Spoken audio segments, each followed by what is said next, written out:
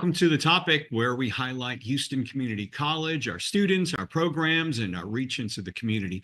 I'm Todd Duplantis. Join us every Thursday afternoon. We are here live at 2 p.m. You can catch us on Facebook, YouTube, across social media, and also look for us on HCCTV, our cable channel. You can follow us on social media as Houston Community College District. Today, we're talking about how our economy is changing rapidly, with STEM and cybersecurity playing a pivotal role. STEM education can lead to valuable careers in the military sector, both for military personnel and civilians. We're joined by, in the studio, Robert Glover, HCC Interim Executive Director of Military Education Programs, and Tim Thomas, joining us from, I believe, in New York City today. He's a Chief Academic Officer for Griffiss Institute to look at how HCC is responding. Welcome to you both. Robert, welcome to the studio. Thank you, Todd. Appreciate it. I want to start off talking about HCC's military educational programs. Tell us what we offer. Well, in terms of what we offer, it all goes back to when last February, or February of last year, I should say, the chancellor invited me in to give a presentation on how to establish an ROTC program here at Houston Community College. Well, basically, that was piece of cake because there are 3 ROTC programs here in the Houston region. There's the Navy program at Rice University. There is the Army and the Air Force program at University of Houston. So getting into or pushing the door in to get involved in each one of those programs was relatively easy. We are part of all 3 of those programs in their consortiums, and about 20 plus schools in and around our area, all colleges and universities that offer ROTC here as part of their consortiums. So establishing that MOU or that agreement with each one of those was relatively easy for that. Now, are these students who are going into the military currently enrolled, and are you talking with them careers? Because being older, I have some friends who are older. They've retired from military, but they found very high-paying jobs in the private sector, right, because of the military experience. Do you address that with the students? Well, the dynamic of our participating in those consortiums is that as an HCC student in your first and second year, you can participate in the ROTC programs while you're going to school here. Okay. You only have 3 real requirements. Take their military science class, whatever it happens to be, participate in their leadership lab. What my father, the retired staff NCO in the Army, would say is fork and knife school for officers. Right. And doing the PT program, the physical training program, which for all 3 programs is about 5:30 in the morning, hour and a half long. So as long as they're participating in those, they're being evaluated while they're in the program and at HCC.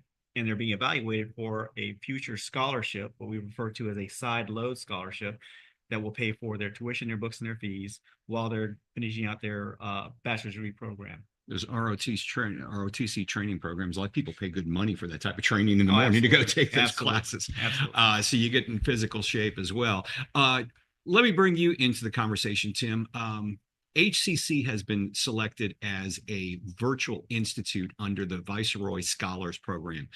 Tim, give us an introduction to what the VICEROY program is all about. Yeah, thank you. I appreciate that question. So VICEROY answers the call for defense readiness by increasing the number of new, and going back to your previous question, upskilled, mission-capable professionals. So in the previous conversation that you were having with Robert, the focus was on traditional age students, and we very much appreciate traditional age students, but we also appreciate the skill set that post-traditional students bring to the table.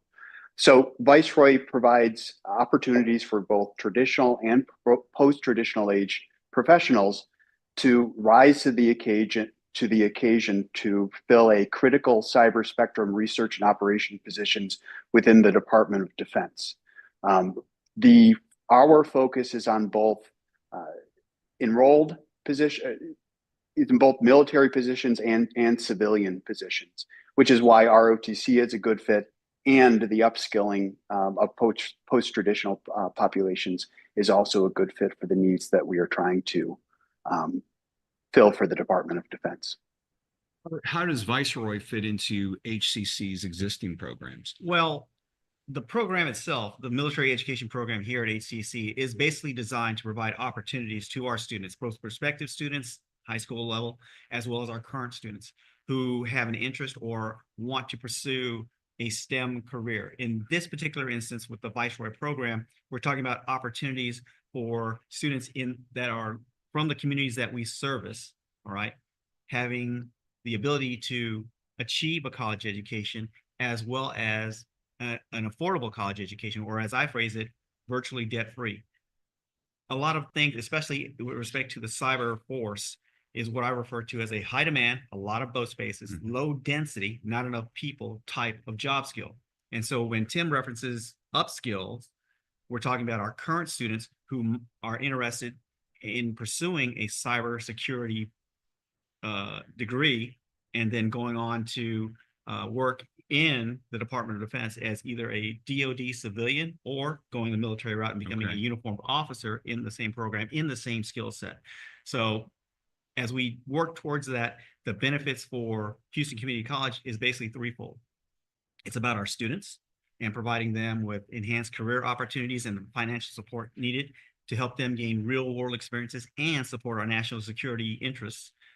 It's a benefit to the college itself in that we can expand our programs as well as open up the aperture, as I like to say, for those students who are here in our STEM fields. And as you know, our catalog is loaded with a lot of digital information technology, cybersecurity, engineering, however you want to look at it, and also increase the enrollment in all of these programs across the board. And that's going to be the important part. And then how we service and provide a benefit to our communities. Workforce development is going to be the big thing. There are a lot of, like I said, high demand, low density jobs out there in the military sector, as well as in industry where there just aren't enough people. So if we can continue to create that pathway, the educator's word or the pipeline, the military word that I use constantly, that will feed these trained professionals into those fields, we're eliminating a major problem that not only impacts how we here in the Houston metropolitan area are functioning and providing back to our communities, but also how we're securing our national defense and national security interests across the country. I know we're going to be talking deeper about the cybersecurity jobs in a later segment later in the show, but let me ask you this, because I know, like, well, both of my kids, you know, they, one of them wanted to go to college. You know, he's got a great job. He works for HEB. My daughter still trying to find that job, you know, and I know you do a lot of outreach with high school. Yeah. What has been the reaction from parents when you say, hey, look, you know, your kid can not only get a great career in the military, but there's a lot of way that you can make some good money when you get out of the military. Absolutely right. Well, in the current age, it's not necessarily about the Gen Z student. Okay. They want what they want and they want it right now. Yeah. Okay. We accept that part. The myth with Gen Z parents is that a lot of them say, when you talk military opportunities to those parents, a lot of them will say, well, I don't want my baby going to war. Yeah. Okay. Well, that requires a little bit of education. Not everybody who's been in the military actually goes into combat, not at the pointy end of the spear. Heck, we fly drones out of Iowa, for example, in the Middle East and stuff, things of that nature. So the 85% of the force is in support, while the other 15% is in those combat arms up front and doing the dirty work. Not many people know that. Well, again, that goes back to the education part. Right. When I sit down with students, I demand that their parents are also in the conversation for a couple of reasons. The parents are going to be that support network. They're going to help that young man or woman make a informed and responsible decision about what they want to be when they grow up, for all intents and purposes. That's how I label it. The other thing is that while I'm educating the students on the opportunities, I'm also educating the parents on or beating that concept about war. Okay. It is not about war. It is about national security. We have interests all over the world. And if you're not paying attention to what's going on today, most of the stuff that's happening today up in DC is all about securing our national interest and supporting national security. So that's the big thing. So it's all about education and information to those parents. We're going to learn more about this. In fact, we're going to take a break. When we come back, we'll learn more about Viceroy and what they're all about. Stay tuned. We're back in 60 seconds.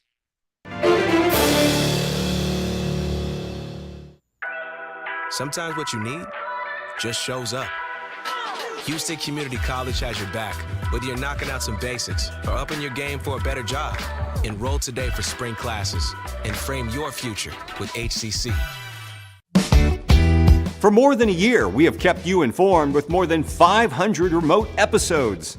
But now we're back, bigger and better with more news and more guests. Join us live every weekday at 10 a.m. on Facebook and YouTube, and on HCCTV at noon and 5 p.m.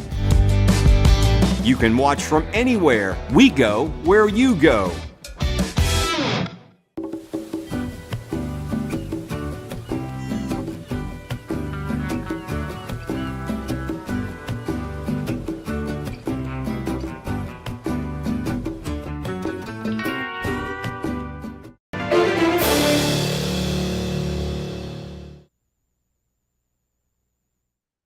Welcome back to the topic. I'm Todd Duplantis. Thanks for watching us here. You can watch us on HCCTV, our cable channel, but we're live on Facebook and YouTube at 2 p.m. every Thursday afternoon. We're talking about our military educational programs here at HCC and our partnership with Viceroy and the Griffiss Institute. Joining me in studio, Robert Glover, HCC's Interim Executive Director, Military Education Programs, and Tim Thomas is joining us. He's the Chief Academic Officer for Griffiss. Tim, we were talking about cybersecurity earlier. Obviously, very important for our nation, but it's also very important for most companies nowadays. Tell us about the need in the Department of Defense. Yeah, so Viceroy was specifically developed to provide a workforce for the Department of Defense. But to your previous point, there's tremendous need for any organization, whether it's a community college, defense industrial base company, a bank, et cetera.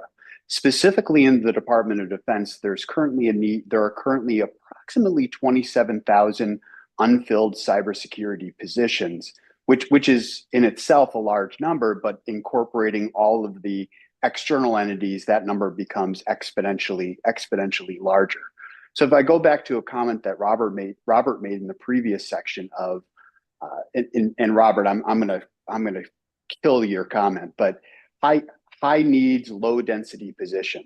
Cybersecurity is a high need, low density position, and because of that, in 2019, Congress created cyber institutes at higher education institutions as part of the National Defense Authorization Act, which enabled funding to support the launch of the Viceroy program and kicked off the work that we've had the privilege of doing at Griffiss Institute over the last couple of years.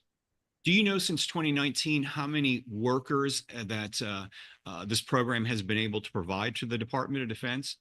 Yeah, that's the $1 million question. It's as community colleges know, tracking placements is always a challenge. So we are developing mechanisms currently so we can better longitudinally track individuals.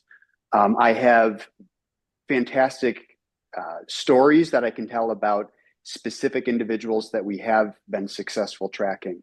But I think importantly, in order to be placed in many of the jobs within the Department of Defense, many of the cybersecurity jobs, bachelor's degrees are required. So we are just entering the stage where many of our first students are graduating. So we anticipate that many will be placed as soon as this upcoming summer. And what is usually the start? I've heard the starting salary is very attractive in these fields. Just give us an idea. What are people looking at? And do the students make a commitment to work for so many years for the Department of Defense? How does that work?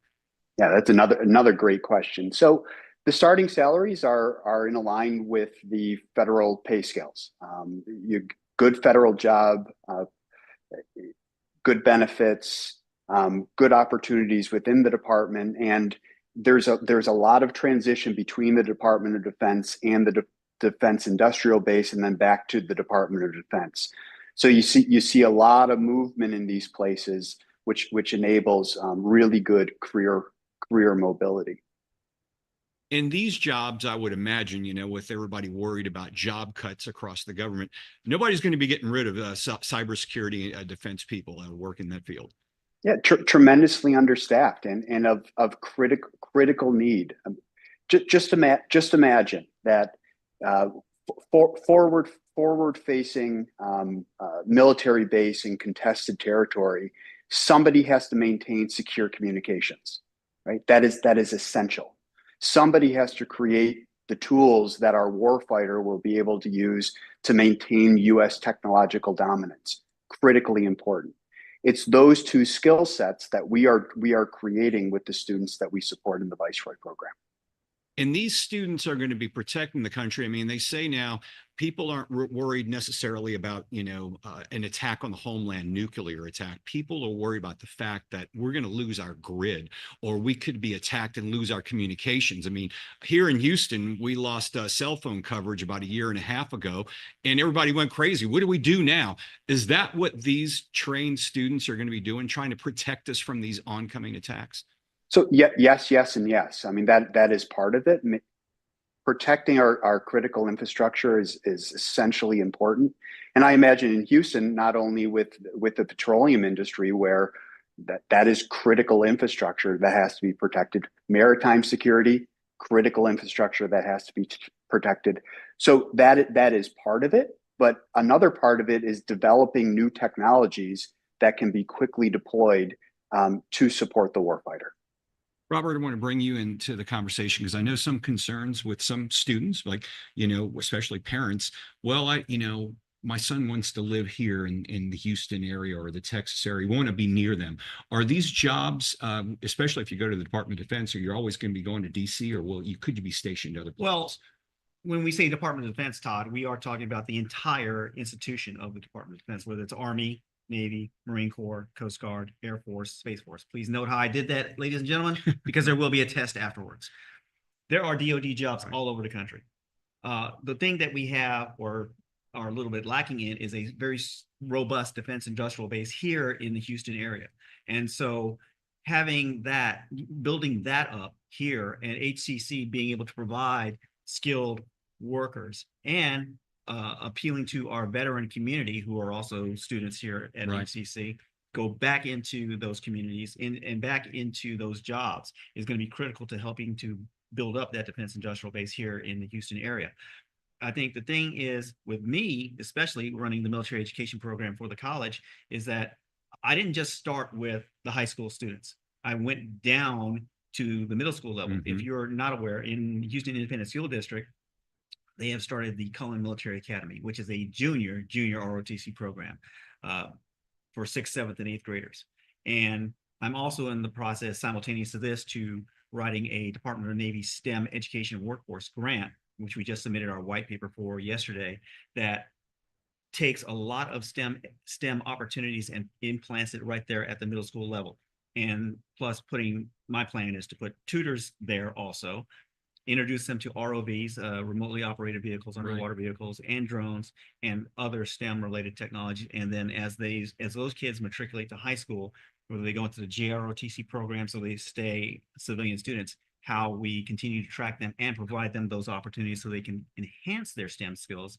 And if they do come to HCC, which is the ultimate goal, we have so many different opportunities here, very good opportunities, to help those young men and women go into, as a Viceroy student or even as a regular student, go into the DoD and fill those cybersecurity roles.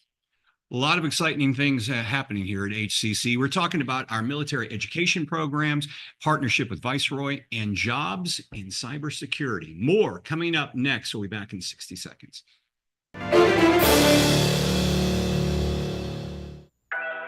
Sometimes what you need just shows up. Houston Community College has your back, whether you're knocking out some basics or upping your game for a better job. Enroll today for spring classes and frame your future with HCC. When I was your age, I was just like you, fascinated by stars.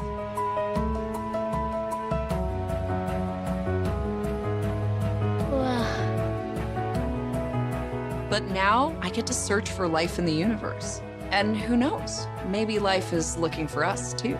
So we're like aliens to them? Yeah. Does anyone want to be a scientist now? I do. Awesome. We need more girls in STEM. Maybe we can find aliens. Things could be stranger, but I don't know how. I'm